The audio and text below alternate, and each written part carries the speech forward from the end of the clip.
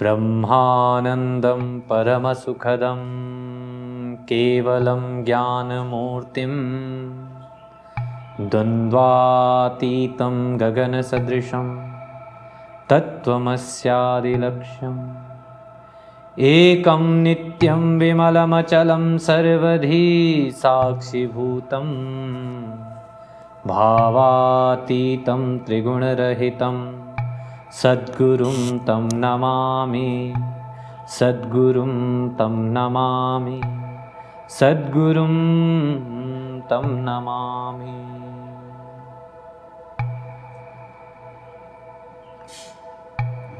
Namaste. Namaste. You brought up a topic in some of our teachings that covered spirituality is self-realization.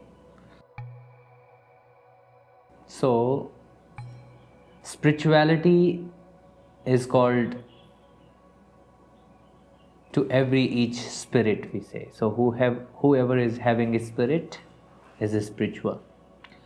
And to know about that spirit or self, that realization of the self is a spirituality by itself. And to realize the self, we have to understand the unreality in the outer world. In the outer world, whatever is unreal, we all are affected by that. So, unreal means which is constantly changing, which is part of outer nature, and whatever is changing, that is unreal. So the change in the body, change in the mind, change in the energy, that is constantly happening, and self is the one which is never changing, which remains always the same, which is always everywhere in everything. The moment we realize the self, the spiritual journey starts. And the spiritual journey is not for the self, actually. The spiritual journey is for the mind, for the body and energy, where self has identified itself as a body, as a mind, or as energy, or all the identifications which are given by the society and by the people to us. Our relatives or any other outer things who has given us different type of identities, we all get attached to them. And when we get attached to them, we are not into ourselves. So from there the journey starts to know who am I, what is my purpose to be here, why I have been born in the different place as other people are born into different places there, and what is the connection between all the people, what is the connection between all this casteism and every kind of differentiations which are given to us by the society, people, and such as like religions and all. So through these things, when we have all these differentiations and all kind of identities, how to get out of all these identities, that is our main goal, main purpose. So Adi Shankaracharya ji has created a one beautiful stotra when he was into the self-realization journey. The moment he realized himself, he created one of the beautiful stotra with the 6 verses called Atma Satakam, Nirvana Satakam, where he said, I am not the body, I am not the ego, I am not the intellect, I am not the conditioned consciousness, I am not the 5 senses, I am not the 5 elements, and I am not the 5 sense organs. I am beyond this. I am the auspicious, blissful, unconditioned consciousness. I am not the prana, the vital force of the body. I am not the 5 division of the prana. And I am not the 7 tissue element of the body, which is known as plasma, blood, flesh, muscles, bone marrow, and this semen. I am beyond this. I am beyond the action organs of the body. I am the auspicious, blissful, unconditioned consciousness. In the third verse, Adi Shankaracharya ji has taken us to our inner identification and to inner journey, which is part of this materialistic world. And that was about, I'm not about the hate and love. I do not hate anyone, I do not love anyone or anything. I am not about the greed, I am not about the jealousy, and I do not have any pride, nor there is any duties for me to do, the righteous duty, nor there is a need for me to have any kind of wealth, and nor there is a need for me to have any kind of desire, and there is no need for me to have any kind of liberation. I am free from that. I am the auspicious, blissful, unconditioned consciousness. In the fourth verse, he says, I am not about the punya or pap. Punya means meritful duties, pap means sin. So not any sinful duties or meritful duties. All these duties are for the body and mind. I'm not about the pain and pleasure. That is also about the body and mind. And I am not about, therefore, any mantra, means I do not need any mantra. I do not need any type of wisdom because I know everything. And I don't need any kind of sacrifice or any pilgrimage because I am always pure, and all these things are for the body and mind. I am not the enjoyment of the thing. I am not the enjoyer, and I am not the thing which can be enjoyed. So I am the auspicious, blissful, unconditioned consciousness. And in fifth one, what he said, I am not the having the fear of death. I am not having the any kind of connectivity to any casteism, nor to any kind of jati. Jati means male or female. I have no connectivity to all these things. I have no mother, I have no father, because I was never born, I will never die. So, I am beyond any relations. I do not even have the relation of guru or disciple. I am beyond this. I am the auspicious, blissful, unconditioned consciousness. I am nirvikalpa, means nothing can take my place and nothing can be replaced instead of me. Then I am not having any form, and because of that there is no replacement. And also I am everywhere in everything, in every each sense. So any time cannot bound me. I am free from the time bondage. I have no bondage, so I am not willing to have any kind of freedom. I am the auspicious, blissful, unconditioned consciousness. So this is about the realization of the self, which Adi Shankaracharya ji has talked about. Realizing the self is the spirituality by itself. Great.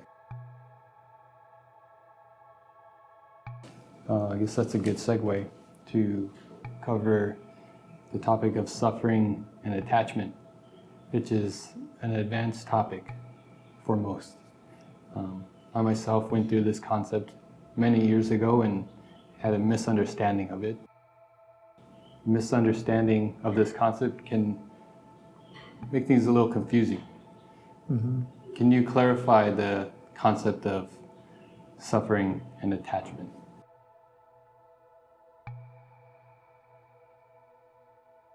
So, any suffering in our life, cause of the sufferings is attachment, not the desire. Any attachment to the desire is leading us to the suffering, and attachment of anything is part of suffering.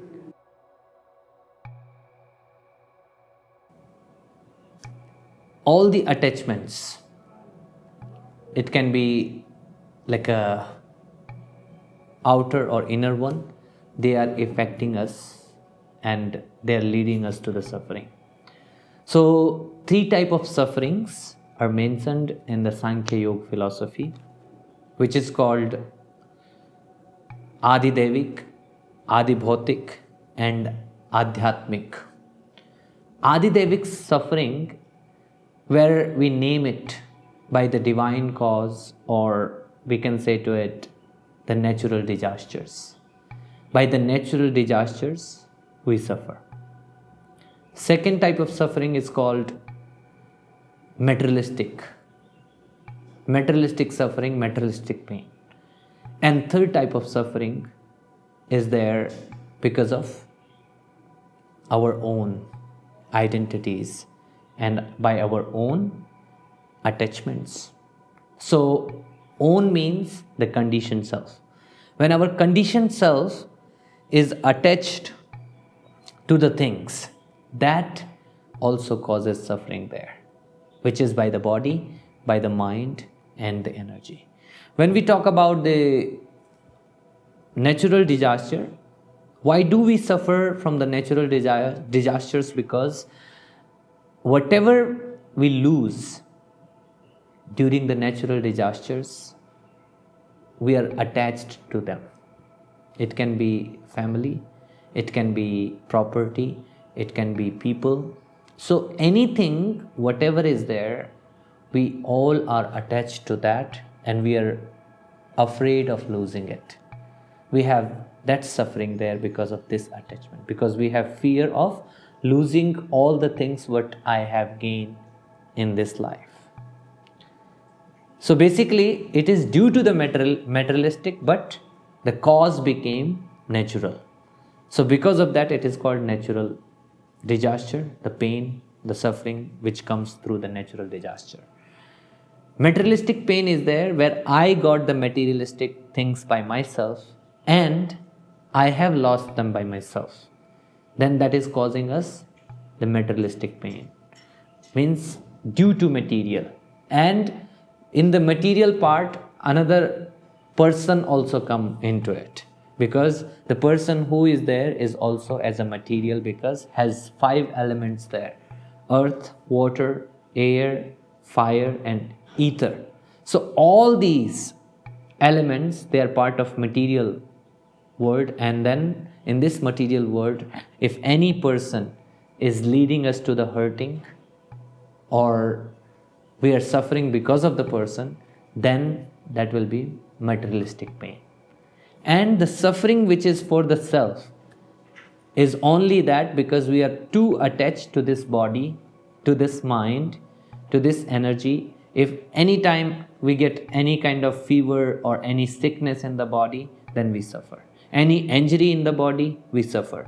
Any mental diseases or mental issues, emotional traumas and all, that will be the mental suffering, and this mental suffering is part of also atmic pain, means the pain of conditioned self. And if energy system is not good, somebody created any kind of negative energy, we got affected by it, or I am getting affected by the negativity, so that is also energetic pain. And this energetic pain is also due to my attachment, because I am attached. That's why I am suffering. Right? So, suffering and attachment is always connected together. That's why in the yogic life and in the yogic journey, it has been said we need to be detached. Detachment doesn't mean running away. Detached means not getting affected by it. When we have proper detachment, it is also a feeling of contentment. Like detachment is contentment. Detachment is contentment. Yeah. Yes. It's not like we're, like you said, running away. Yeah. It's being content Being content. without depending on these external things for our happiness. Yes. So, like a contentment is the supreme happiness, it has been said. So, it is called Santosham Paramam Sukham. Contentment is the supreme happiness, and if we have contentment, if we can be happy with that, what we have provided by the divine, by the supreme, then each individual being can be happy anytime, right? And will be remaining detached as well. So beyond need and want, so everything, whatever is in our life, it is, if it is according to the need, then it can never lead us to the unhappiness. Why? Because it's needed, and for that we can do anything. If we are doing something for the need, then we will never complain about it, that I am working too much, I am working hard, I am doing this or I am doing that, because it's a need. So need means like when there is a need of breath, need of prana in this body, so we are inhaling. We never complain for that I am inhaling from morning till evening. It is not a duty anymore. It's a part of process which is keep on happening. Like that, if something is part of our need, it just comes and we don't count it into any kind of action, that I am doing specific action for my need or to fulfill my need. Actually, for the need, we don't have to fulfill them. They automatically get fulfilled. But whenever we have want, then we need to put more extra effort into it. So there is extra effort for anything else. It means we are connecting to the want. We are wanting something, there is no need of it, but we are wanting it. We have a specific want that is leading us towards the efforts. And if we have to do the efforts for that, then definitely we have to give our time. Sometimes we have to give our money, which is mainly connected together, time and money, right? So time is money, money is time. So when we are giving that, and with that we are putting some effort through this body, and we are putting some effort through this mind, so everything gets busy with it, everything remains into it. We are never free. The mind is not free, the body is not free, the energy is not free. Everything is into the action, and when it is into the action, so it's always getting there all the time, and we never get the time for the self. Means to think about the self, that who am I, what is my purpose to be here. We got engaged too much into this need and want, and we are not able to make any differentiation between is it a need or want. So when we have to do that, yes, you are saying something. So when you have need and want, and you want to know what is need and what is want, for that we need vivek. So in Sanskrit it has said neer cheer vivek. So neer means milk, water. Kshir means milk.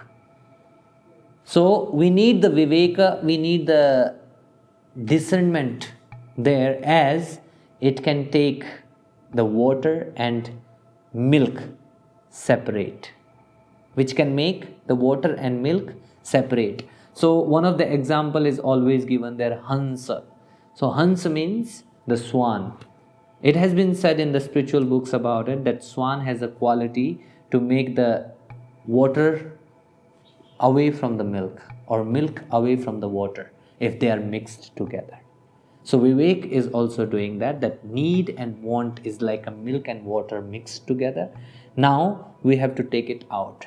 That want should be away and need should be away, and accordingly we should process into our life. So we know what is a need and we know what is a want. For that, the discernment should be used. If we are not able to use the discernment, it means we are into the deep ignorance, and due to that we are not able to get out of it. Yeah. Yeah, I think on this topic also, I think you had mentioned that we're human. We're going to have wants. It's not as if we should live our life just eliminating want. It's understanding what comes with the wants. If you say you want to buy this big home, but you don't need it, you have a nice home, but you want a bigger home, okay, but it is okay to inspire to maybe want a little bit, but understand that there are consequences. There are resources always involved with wants. I guess that's what I'm getting to, is that understanding that there's resources, there's efforts, and there's more suffering attached to these wants. Yes. So always, everything we can have in our life, and it can be more also. But when it is more in our life, so we need to know, or we need to understand, if I am wanting something more, it means I have to pay more for that. And I have to pay anything for it. I have to pay money, I have to pay energy, I have to pay my time, and I have to pay my energy, and also sometimes my happiness. I have to pay for it. So when I pay all these things, so at that time we should not get too attached to all these situations, scenarios and all. By understanding that it was my want which leaded me to this circumstance, or we can say scenario, that I am affected by it now. So if we can easily get out of it, we can easily get out of it by understanding, like, okay, it was my mistake, it was my want, that's why I came to it. And without getting affected by that, if we can move away from it, then that's okay. And most of the yogis, practitioners, they do like that. It doesn't mean that sometimes they don't want something. They do have also want sometimes, but they know it's a want, it is not a need, and they get it like that. So they keep it close to them, but if there is a time when we have to lose it, then they just let it go. They don't just cling on it, or they don't just hold on it, they just let it go. So we need to be more connected to ourselves and more understanding that what is my need.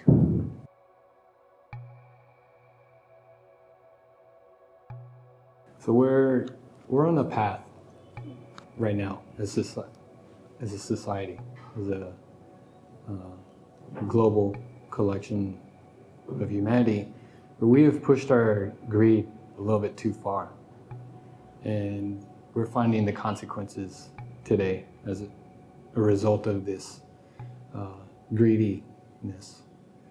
And there is also disruption with the technologies in some of our natural abilities that we have that are sitting dormant in a way. And expand on how, if we continue to go down this path, and touch on a little bit of this technology and how it's disrupting. So, we have given all the psychic powers and psychic abilities from the birth. Why?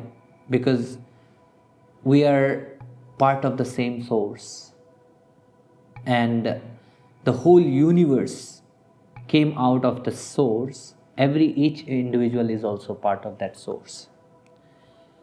So each individual being has its own psychic powers and the psychic abilities that can do anything.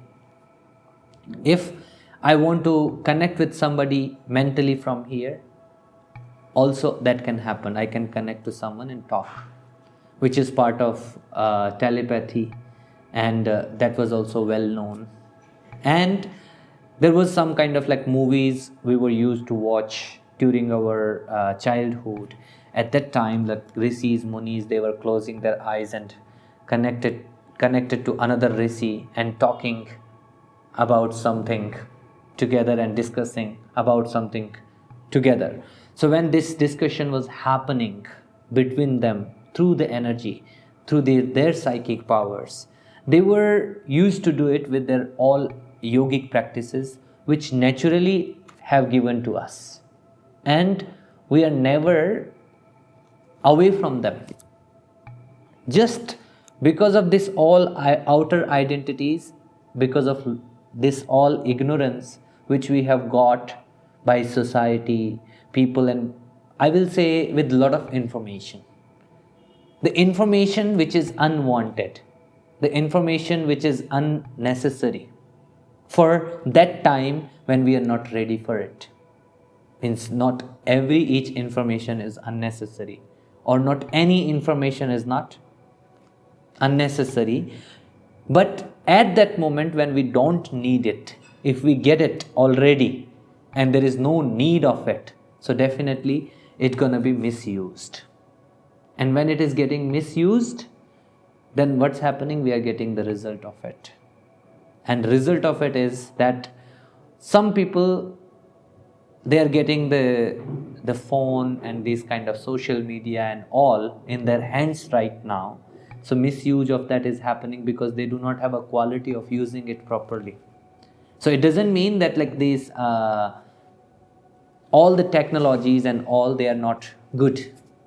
They were created for the purpose, and there was a reason behind it, because we wanted to see something and get more further through it, by knowing that like, okay, we reached until here now, that we can capture something as a memory or something, but we got too attached to them also. The simple example I can give of the calculator. So calculator was created there to make it easy to count the numbers and to calculate the numbers. And before that, also the human being, they were doing it by themselves, calculating in their own mind, and there was a good calculation happening, and which was even kind of like really good for their memory as well. So they could keep it in their memory and they can memorize more. Means they were using the mind more, and mind was in the running position there, and which was going for the right direction. But the moment the calculator was invented, we got too attached to it, and we made our mind more lazy, more weaker, and then we started always calculating into it. Now some people are even there that they don't know how to count the numbers, they don't even know how to calculate the numbers together. Same thing with many other things, that all the things has been created, and because of that we don't want to remember anything else, and because of that the memory power is going down, the understanding power is going down, and everything whatever is there through the technology is developing, and the human mind is decreasing. it's going down, and because of that people are in suffering. And unused mind, we say unused mind is more in problem, more in trouble. Why? Because it has been not be used, and it is going into the different directions where there is no necessity of anything else. So like all the satellite part and everything is there, creating lot of traffic there now through the technology and all. So through the computers we have talk going on, like through the emails, through messengers and all. So what is happening, there is a big traffic going of the words, and every each word is affecting the whole system around us. In that part our own psychic talk or psychic conversation with other energy and with other individual being becomes little difficult. That's why people are suffering for the meditation practices also, that they cannot meditate properly, they cannot concentrate. So why it is? Because it's we got too attached to all these technologies and to the whole system which has been created, and upcoming future can be more difficult if we are keep on following this. And this future is kind of like machine. The future of machine means everything will be going through the machines, and if everything is going through the machines, then the human will be useless, and when human will be useless, our goal somehow can be affected there. We might understand later on, but then we have to put a lot of effort again, and we have to come back again to the same thing. We have to grow again the nature, and then again we can become connected to it. Well, let's hope we can take a step back and look at what's happening and collectively move forward in a different way, one step at a time. Yeah. So the spiritual journey, the yoga can take us into it. And I think if we become eco-friendly to the nature and everything, so it might take us back to the source, and we can again bring something beautiful in this life, and we can find the nice way and nice path to reach higher in our life. Well, thank you, Andeep, for your time and your knowledge. Thank you. Your knowledge will certainly be shared and received with appreciation. Thank you. Thank you. Namaste.